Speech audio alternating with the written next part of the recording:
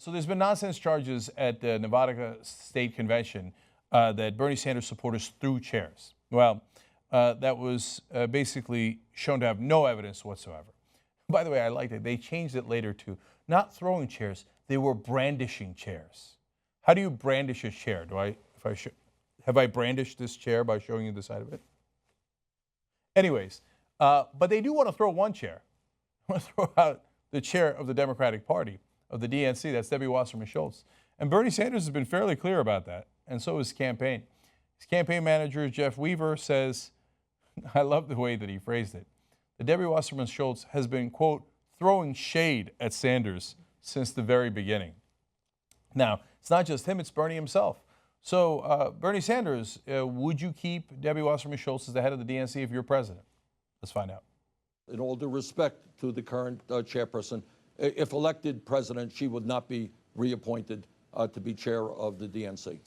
And the people's elbow, not mincing words. You see, the other side wouldn't do it that clearly. They would definitely make that move, but they would want to have clean hands and say in public, oh, no, maybe, of course I would consider it, right? Now, Bernie Sanders, they find him unsavvy because he just says it. He's honest. He's like, oh, no, she's been against me the whole time. Of course, I'd immediately fire her. Bernie, you're not supposed to be that honest, okay? It's confusing the pundits and the rest of the media. Now, right now, there's an opponent of Debbie Wasserman Schultz in her actual congressional seat, let alone heading the party. So, Bernie Sanders, what do you think about her primary opponent? Do you even support her in the primaries? You've been calling for a revolution in Florida. Are you with Wasserman Schultz, or are you with her opponent? Well, clearly I favor her opponent.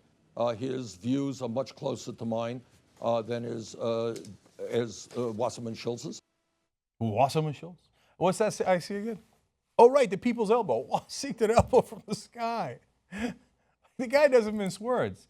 Again, the rest of Washington goes, tut, tut, tut. You shouldn't be saying things like that. The rest of America goes, goddamn right. Yeah, of course, I agree with him. I don't agree with her. What's complicated about this? So Jeff Weaver then put out a statement, again, the campaign manager for Sanders. We're doing this because it is too late for establishment politics and establishment economics. We need real change. We need U.S. senators, members of Congress, and state legislators who have the guts to take on big money interests whose greed is destroying the American middle class. Damn. So they're putting that letter out on behalf of Tim Canova, who's running against Schultz, and saying, no, yeah, we're against the establishment. I don't know if you got that memo, but if you didn't, here it is. Here's the memo. We're sending it to you in an email saying we're with Canova, we're against Wasserman Schultz. He agrees with us, and he doesn't like this system either. She apparently seems to like it a lot. Okay.